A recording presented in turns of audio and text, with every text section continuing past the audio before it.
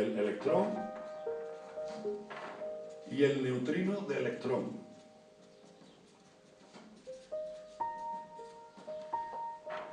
El muón y el neutrino de muón. Y el tau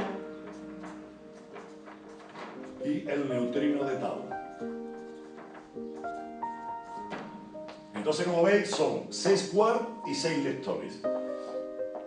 La teoría de la relatividad que he explicado es lo más moderno que explica la física, que explicaba la física hasta que llegó Einstein. Pero ahora se sabe que para que todo lo que vemos en el universo sea cierto, tiene que haber una teoría que está por encima de esa. Mira que esa fórmula, esa teoría es maravillosa, pero tiene que haber una por encima, que se llama la teoría estándar del universo o la teoría de unificación. En esa teoría es donde se predice la existencia de estas partículas elementales, de tal manera que por primera vez en la historia el hombre fabricó una máquina para intentar descubrir una partícula que estaba postulada en una teoría, pero que no se sabía nada de que si existiese o no, hasta que al final apareció, que fue el quark extraño. El quark extraño ha sido el último en descubrirse, porque estaba ahí muy difícil de encontrar, pero el hombre, basándose en el poder de la teoría, de la lógica, había postulado esa teoría estándar del universo o de unificación, donde tenía que haber 12 partículas elementales, 6 y 6. Entonces, se construyeron aceleradores de partículas, aceleradores de neutrones, para buscar el quark extraño. Y, por fin, después de millones de colisiones de neutrones, en una colisión súper energética, apareció el quark extraño. Entonces le dio, por fin, solidez a esa teoría estándar del universo. Esa teoría estándar del universo unifica también, son pequeños para que se queden. Estas 4 fuerzas existen ahora, pero se cree que en el comienzo del universo estas 4 fuerzas son manifestaciones de una superfuerza que había en el origen del universo. Lo vais a comprender perfectamente con la explicación que voy a dar.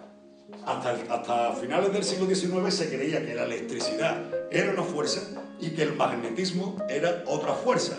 Pero llegó un señor y demostró que no, que la electricidad y el magnetismo son la misma fuerza. Son 2 caras de la misma fuerza. Eso mismo podemos decir de la electricidad y la fuerza nuclear débil. Son 2 manifestaciones de una superfuerza que serían las 2 juntas. Esas 2 son las que postula la teoría estándar del universo, que ya están asociadas. Queda por asociar estas 2 fuerzas con la fuerza nuclear fuerte, que la predice esa teoría estándar del universo. Y ahora después, la más importante de todas, y que será ya el sumum, será casi ya saberlo todo del universo, cuando seamos capaces de unificar estas 3 fuerzas que ya formarán una sola con la gravedad. Y esa se llama la teoría del todo.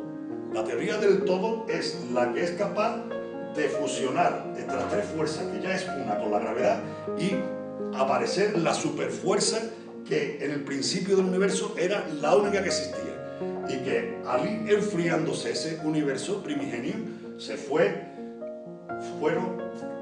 desdoblando, primero en gravedad y la otra fuerza, después en gravedad, fuerza nuclear fuerte, fuerza nuclear débil y el electromagnetismo. Entonces, en la teoría estándar del universo, pues se predecía la existencia de estas partículas elementales. Ya os digo que se habían descubierto todas, pero la teoría decía que había una más, para que la teoría fuese cierta tenía que encontrarse el último quark. Y al final se encontró, que es el quark extraño. Entonces es importantísimo cómo el hombre, por experiencia, por metodología, por experimentación, es capaz de llegar a teorizar una ley que abarque a todo y generalizarla desde la particularidad. El hombre llega a la generalización. Y ahora desde la generalización es capaz de postular la existencia de algo, después fabricar una máquina que costó miles de millones de dólares para buscar una partícula que esa teoría de generalización había predicho. Construyen la máquina y resulta que encuentran el quark extraño que era el que le daba validez a la teoría estándar del universo, ¿no? Bueno, estas son las partículas elementales.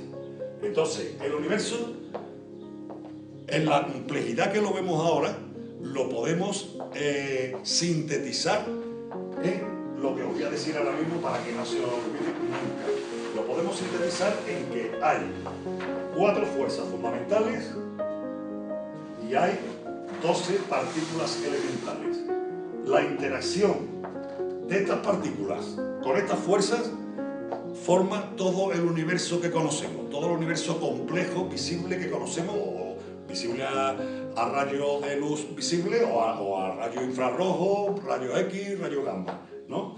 Entonces, tenemos las 12 partículas elementales, pero ahora cada fuerza, estas son partículas de la materia, pero ahora están las partículas que son las que tiene cada fuerza fundamental.